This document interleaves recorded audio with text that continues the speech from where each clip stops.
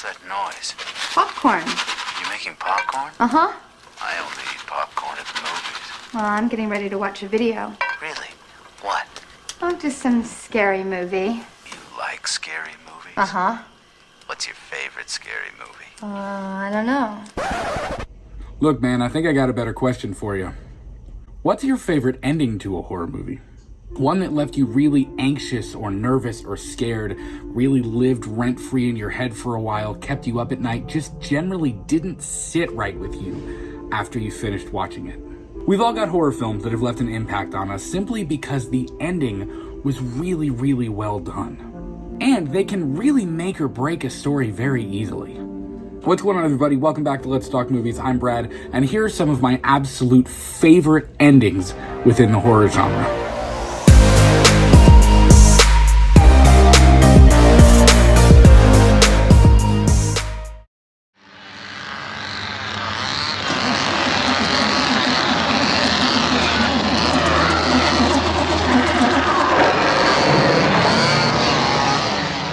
In 1974, one of the most nightmarish, brutally disturbing horror stories ever told hit screens everywhere, shocking audiences and solidifying itself as a staple within the genre. It balances an eerie calmness that really immerses its viewers in the hot Texas sun, mixed with fast-paced, mind-numbing sequences that'll make your heart race and your palms sweat. The infamous Chainsaw Dance from Tobe Hooper's 1974 genre-altering horror staple, The Texas Chainsaw Massacre, easily makes for one of the most iconic scenes and iconic endings to any horror movie of all time. It's an eerie, chaotic temper tantrum. She got away, and he's pissed, and probably scared at what Drayton will do to him once he realizes that not only is the hitchhiker dead, but Alice got away. So, as I've been editing this video, I realized that the entire time I was talking about this, I was referring to Sally Hardesty as Alice. I guess my brain was in Friday the 13th Part 1 and 2 mode, so I don't know what the hell I was thinking, but horror fans, please forgive me on that one. I don't know where my brain was, but I know Sally Hardesty is the main character in the Texas Chainsaw Massacre. I for whatever reason, I was saying Alice. I don't know. So, anyways. In that moment, this is his only way of really expressing his emotions and what he's feeling. He's scared, he's angry, he's, upset. I mean, there's so many different things that are happening in that moment. And if you really pay close attention to Gunnar Hansen in that scene, you can hear it. You can hear him grunting and screaming. And there's a lot going on in that character's head in that particular moment. Not to mention the fact that Leatherface throwing a chainsaw around in the hot Texas sun is one of the coolest shots in a movie of all time. From the point that Alice escapes the infamous table scene, to the point that Leatherface and the hitchhiker reach her at the road, to the big finale as she finally escapes on the back of the truck, Gunnar Hansen did such a great job at expressing so many different emotions. He's frantic, he's angry, he's determined, he's frightened, he's feeling so many different things in that moment. And we know that Leatherface is not all there. We know that he's got a really, really, really complex relationship with his family, and the fact that we don't really know a whole lot about the Sawyers and their dynamic and kind of how they got to this point and things like that. Things are alluded to. We kind of see glimpses of it, but you kind of get the sense that he's not treated very well either. He's kind of the outcast, weird one of the family as well. So you could only imagine the types of things that are going through his head in that particular moment. I've always felt that the Texas Chainsaw Massacre was one large crescendo. The movie's effectiveness comes from the fact that it builds tension and builds tension and builds tension and builds tension, but it never fully resolves it. We build to this insanely deep emotional climax, which is Alice finally escaping in the back of the truck as he's throwing the chainsaw around, as he's screaming, and then as we finally get the money shot, she's escaping. She doesn't even know what to feel at this point. She's screaming, she's crying, she's laughing, like she's just having a complete emotional mental breakdown in this moment. And we see Leatherface having his deep emotional kind of temper tantrum moment, and then it just stops. Credits roll. That's it. We don't resolve that moment. As an audience member, you don't get to see her process. It just stops. That's it. You're left on this weird emotional high and you don't get to come off of it. And that is such an effective tool on Tobe Hooper's part. I mean, you walk out of this film feeling like, well, I need to sit down. like, whoa, it's a really, really big emotional climax. We're experiencing that moment through Alice, who is experiencing every emotion known to man. She's crying, she's laughing, she's feeling this sheer relief that she has lived through this experience. She's upset that her friends are gone. I mean, there's a lot going on there, and Marilyn Burns did a really, really spectacular job, and we know that, you know, the production of this film was hell on earth, and, you know, she was partially crying and laughing and feeling this emotional breakdown just from the difficulty of filming the Texas Chainsaw Massacre. This was a horrible shoot, if you know anything about the making of this film. It was a really, really treacherous, disgusting couple of weeks for this crew. It's just crazy as hell, and that's the genius of it. This movie is so hardcore, and the gritty atmosphere, the tense storytelling, the really hot, wet, sticky aesthetic of it, it just makes it one of the most iconic horror films ever made.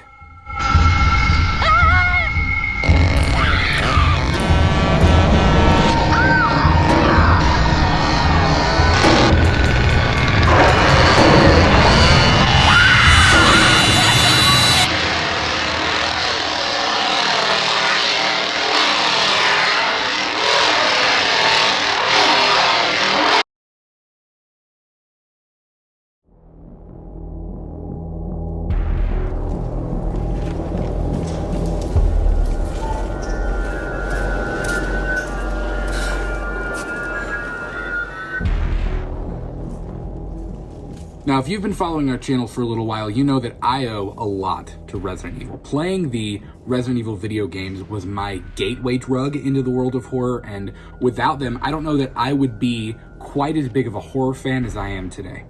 With that being said, I know that a lot of people, particularly Resident Evil fans, have a lot of really strong opinions on Paul W.S. Anderson's 2002 adaptation of the original game, but again, I owe a lot to that movie. It wasn't a beat-by-beat adaptation of the original game, but it didn't shy away from doing its own thing, and I've always kind of respected it for that.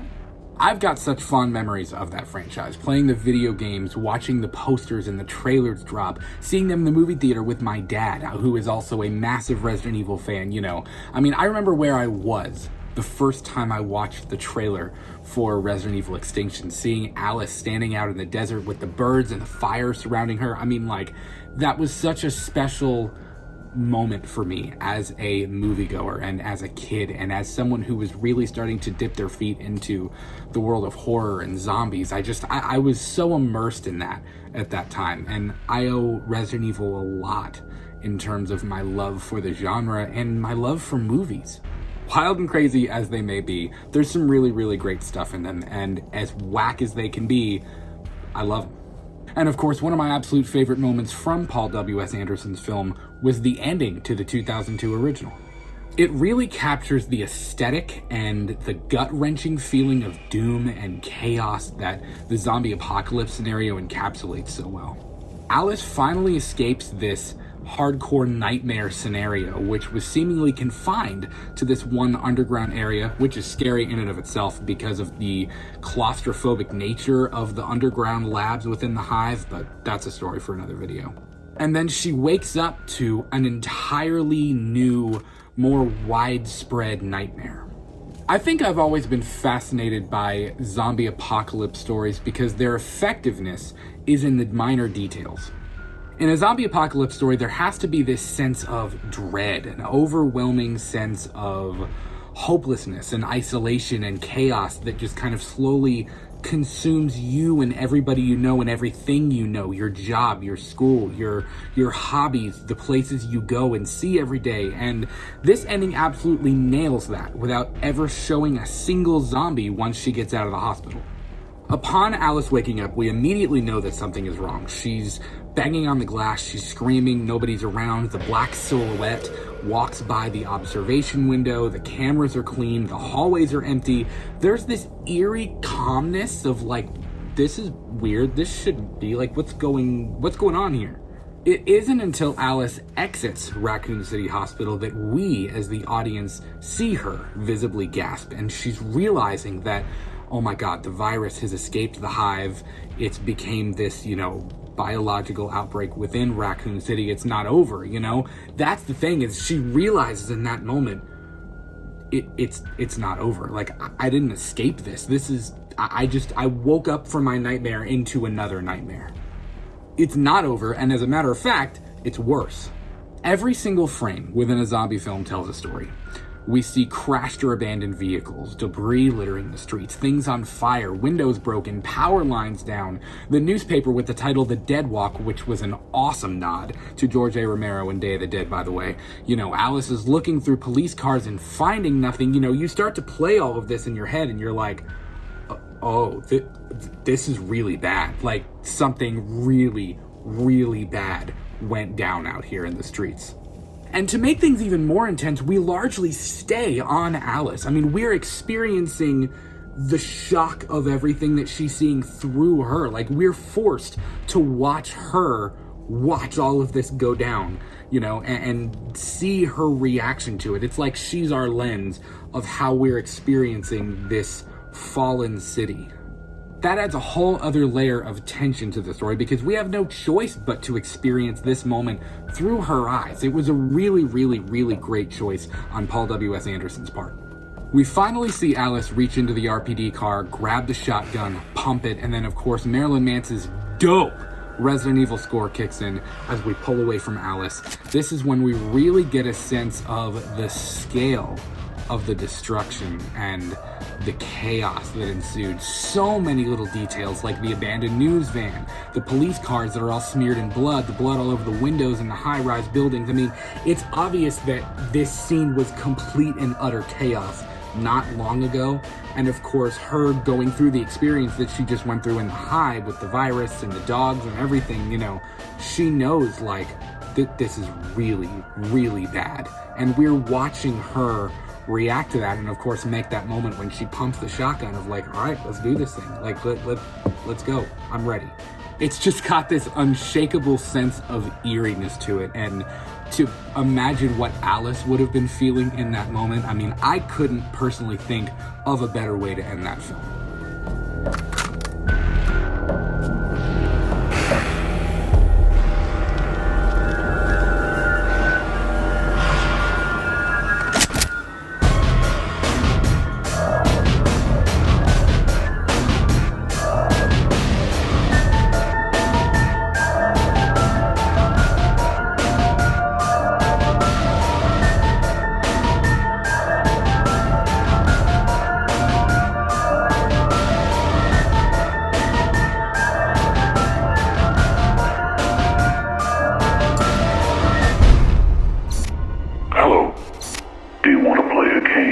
Okay, now admittedly, I am not a big torture porn fan.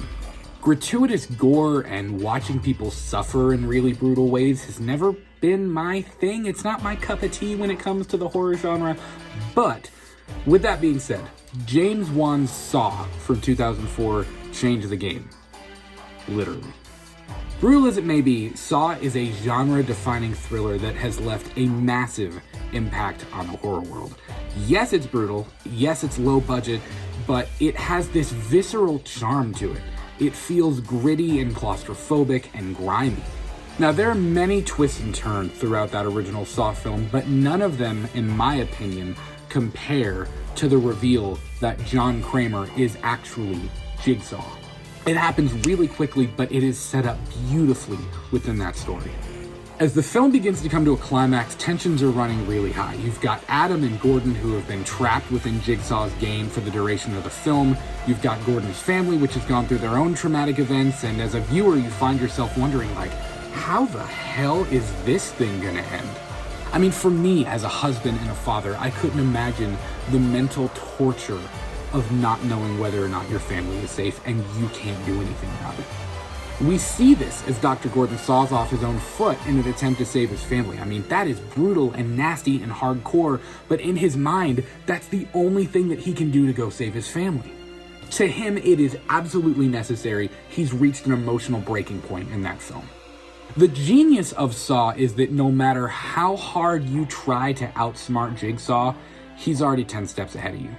He's thought of everything, he's prepared for everything, and that makes for a really slow, torturous experience for both the characters and the audience. By far, my favorite scene in the original Saw film is the ending. When Adam listens to the tape recorder after beating Zep to death, suddenly realizing that he was a part of Jigsaw's game all along, he's in shock. The story is all coming together, and he's forced everyone involved to do something irrational and extreme in order to prove a point. When Adam slowly drops the tape recorder and we begin to see John Kramer stand up in the background, revealing that the dead body that's been laying on the floor this entire time is Jigsaw, I mean, wow. That is how you end a movie. That is jaw-dropping. It's such an insanely creative reveal. There's also some pretty great acting by Lee Winnell in that moment. He's frozen, he's in pure and utter shock, and then to top it off, to twist the knife in just a little bit more, he realizes that his only way of escaping, his only shot, was the key in the bathtub in the earlier part of the film. And he has to come to the realization that his shot's gone. It's over. I mean, whoa. Us as the audience experiencing all of those reveals through Adam's character, that's a lot. In the final moments of that film, seeing and hearing Adam letting out that final desperate scream as Jigsaw slams the door shut and yells "game over" is absolutely unbelievable. It is one hell of a way to end a film. I mean, it forces you to think about what that would be like. I mean, he's coming to the realization of what a slow and painful, torturous death he's going to have, and I mean, damn, it's a lot. It's rough, and ultimately, it's what makes Saw work so well as a movie. It's a perfect way to cap off a really, really gritty, gross, suspenseful flick.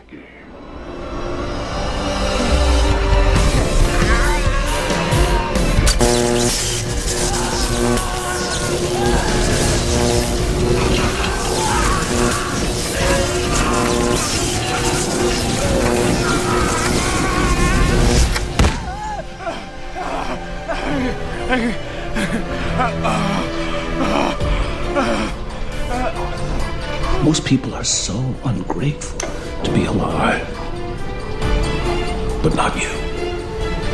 Not anymore. Game over.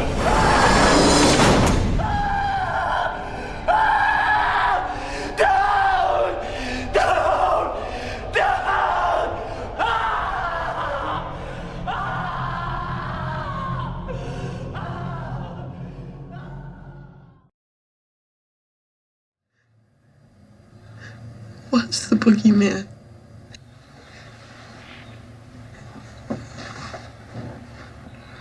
As a matter of fact, it was.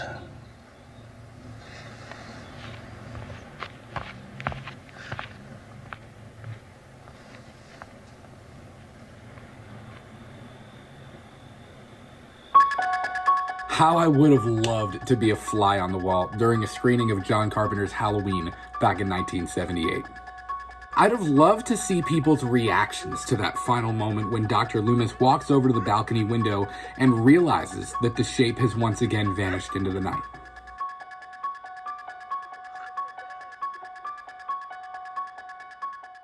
Now, if you've hung around our channel for a long time, you probably know that I'm a pretty big Halloween fan. It's arguably my favorite horror movie of all time, and the ending of that film is one of the reasons why. There are a few things I love about this ending. Number one is that after the fighting, after the running, when Laurie finally comes to the realization that Tommy was right, and this whole entire time, it was the boogeyman, Dr. Loomis almost pauses as if he's slightly taken back, and he just quietly exclaims, As a matter of fact, it was.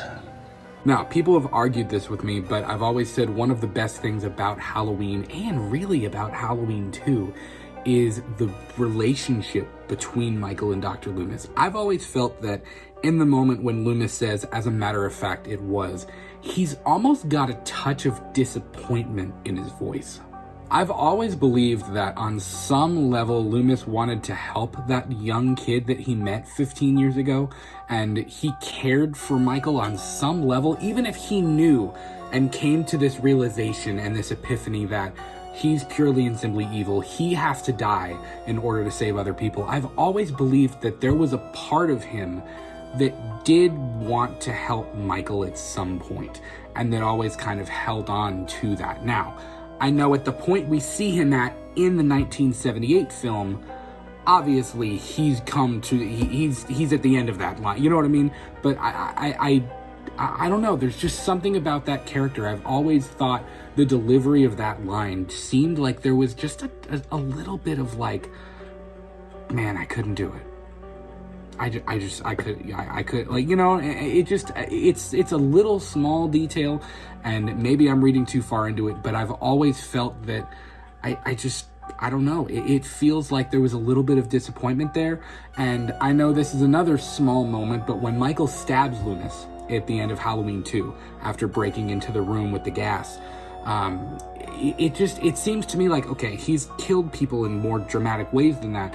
If Michael really wanted to kill Loomis, he'd have killed Loomis. He'd have finished him off right then. And he didn't. It was just a little love tap, like, nope, stay away, you know? In the end, he knew that Michael was a monster and needed to die in order to protect other people. And we see Loomis settling into this moment as well with Laurie. And I love that John Carpenter took the time to do that. The thing I love most about the ending of Halloween is that once Loomis scurries over the balcony window and realizes that he's gone, not only does Loomis look visibly unsettled, but when we cut back to Laurie, she knows it too. Loomis has this complex reaction of discomfort, but also this certainty in a way, as if he knew that when he looked over that balcony, he wasn't going to be there. Like, in a way, I think he almost knew that, but it's still just like mind-blowing to actually walk over. You just shot somebody 6 times with a gun and they fell off of a second-story balcony, and you look at them and they're gone. Like, that's a wild moment.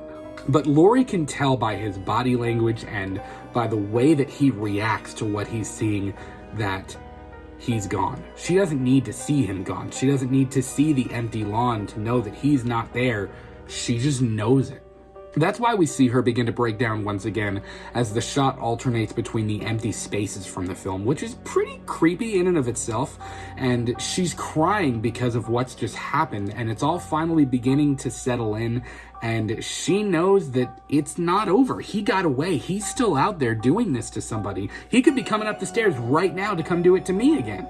Michael Myers could be anywhere. He's in any one of those kitchens, any one of those living rooms, any one of those backyards. He's in your backyard. He's watching you outside of your school. He's in your closet. He's in your bedroom. He's in your hallway. He could be anywhere, and that is the beauty and the genius of the ending of the original film, is that it's ambiguous. It's open-ended. It doesn't resolve. It doesn't give you a chance to feel like the story is over. It just opens up a whole other can of worms, and it leaves you in this anxiety-filled mess of anytime you're in the dark, is he over in the shadow? Is he behind the curtain? Is he in the closet? Is he walking down the hallway or coming up the stairs? It's such a great way to end that film. All of that heavy breathing that we hear implies that the shape is everywhere, and there is nothing that you can do about it. That sense of ambiguity means that he's everywhere. He's lurking in the shadows. You can't escape it. And the beauty in the ending of the original Halloween is that it always leaves the viewer asking one very important question. Where is he? The ambiguity of its conclusion is without a doubt one of the reasons why Halloween has one of my favorite horror endings of all time.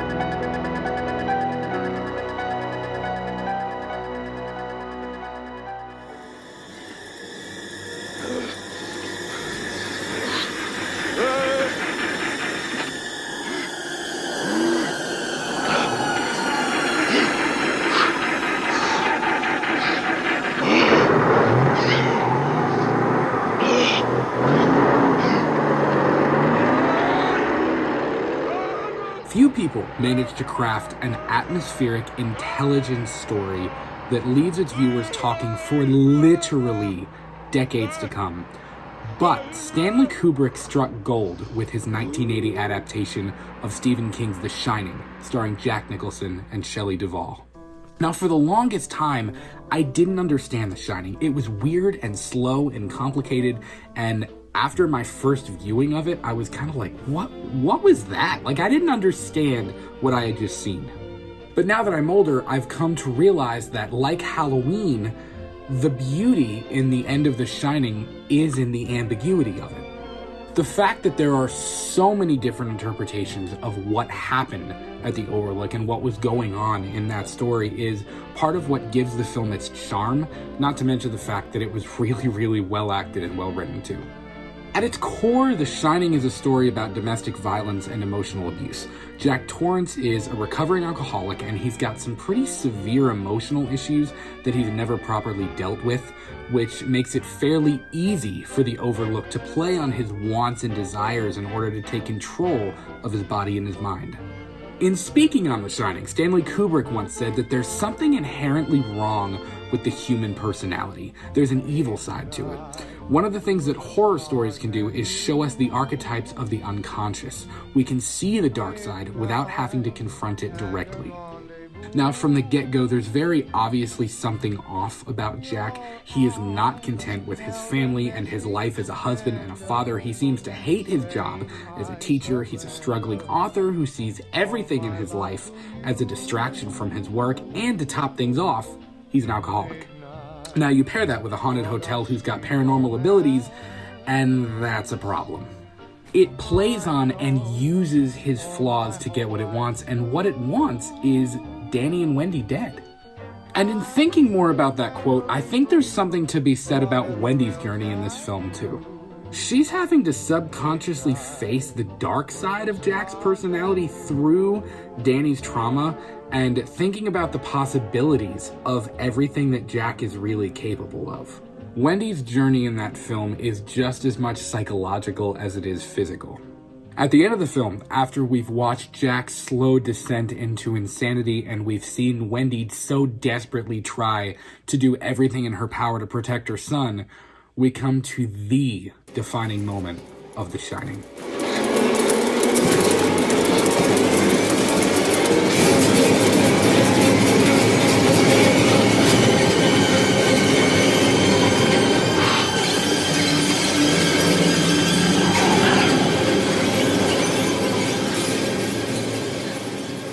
At this point, Jack's mind has broken. The Overlook is in complete control of him.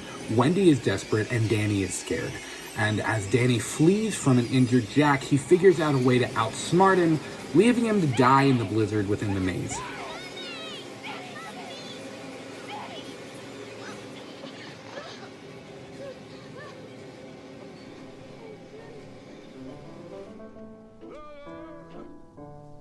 Now, to me and to many others, the most intriguing thing about the ending of The Shining isn't the stuff with Jack and Danny or the stuff with Jack and Wendy or the fact that Danny and Wendy escape.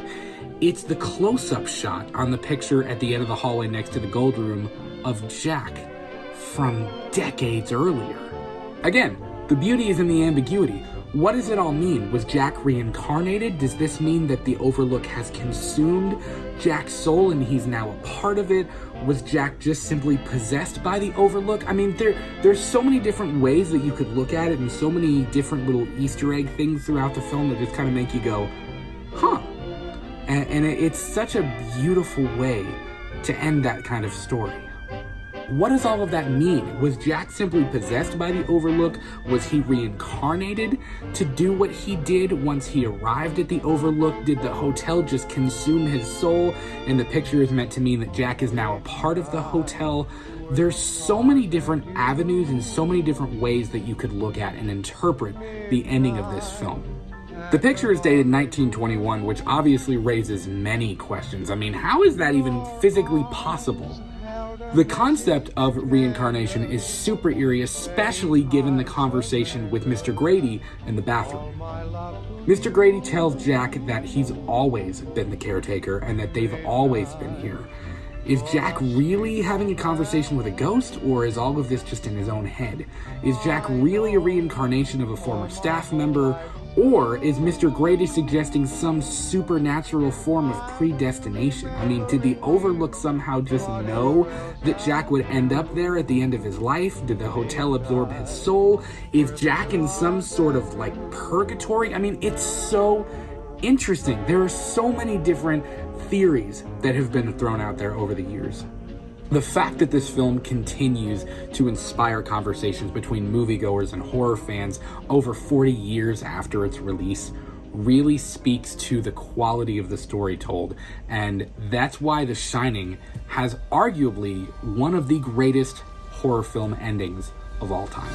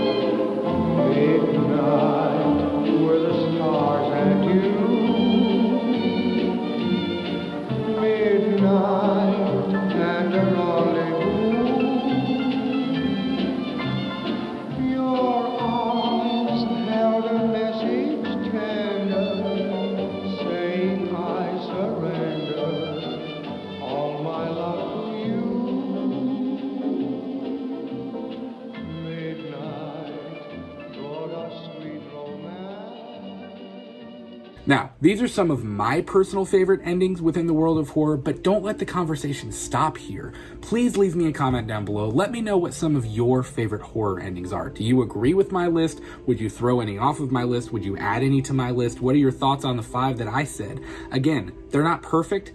It's not a comprehensive list. There are many films that I would have loved to throw on here, but these are 5 that had an impact on me. And of course, I would love to hear your thoughts in the comments below.